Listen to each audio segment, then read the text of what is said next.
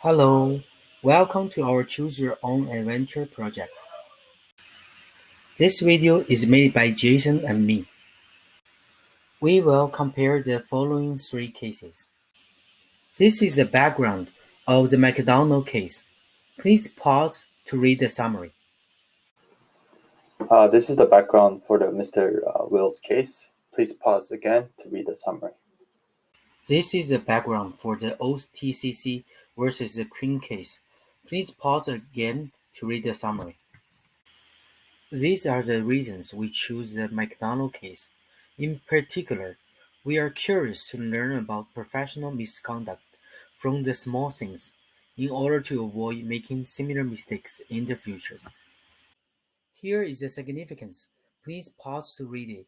The proceeding was heard before a panel of the Discipline Committee of OCT, which is an administrative tribunal resembling a court but less formal, less expensive, and faster to resolve a dispute. The decision by Discipline Committee can be appealed to Ontario's Divisional Court. For the McDonald case, the panel made the following penalty decision: I'm curious if the student sued Mr. McDonald in the civil court, how much damage he could claim. Legal implication about Constitution Act is related to equality right and discrimination. In addition, the Constitution Act specifies the jurisdiction for education.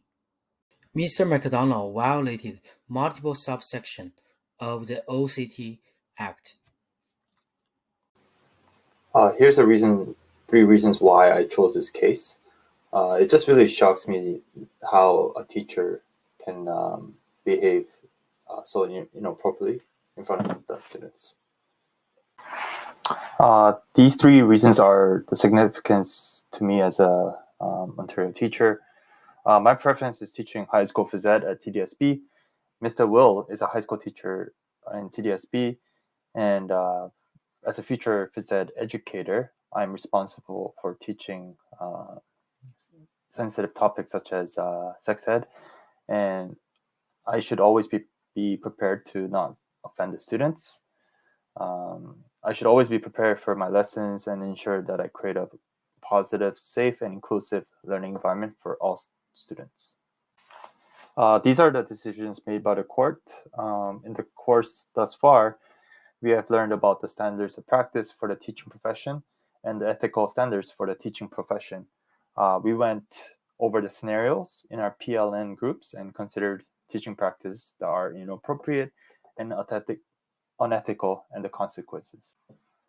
One thing I would like to add about the Charter of Rights and Freedom and Constitution Act is that there are certain limitations by the laws that can harm individuals and groups, which applies to Mr. Will's case. Teachers are expected to set good examples for the students and show high moral standards. Mr. Will showed videos that include violent content, used profanity in the classroom, and make inappropriate sexual jokes in front of the students, which is unprofessional. We choose the OTCC versus the Queen case because it really matters to every teacher candidate in Ontario, and it is an excellent example to discuss Constitution Act and multiple acts in education. The significance of OTCC case is we can focus on learning valuable teaching skills now rather than preparing for the math test. The court ruled that the math proficiency test violates the charter and is unconstitutional. The court also ruled that the subsection and amendment of OCT Act regarding the math test is unconstitutional and of no force and effect, and teacher candidates who met other certification requirements but not passing the math test should be granted full certification. We talked a lot about equity in education, but the math test impairs the right of racialized teacher candidates, and there are better alternatives. In addition, racialized students benefit from being taught by racialized teachers, but there is an underrepresentation of racialized teachers in Ontario schools. The math test has a negative effect on racialized teacher candidates and students. if you have any questions, feel free to email us.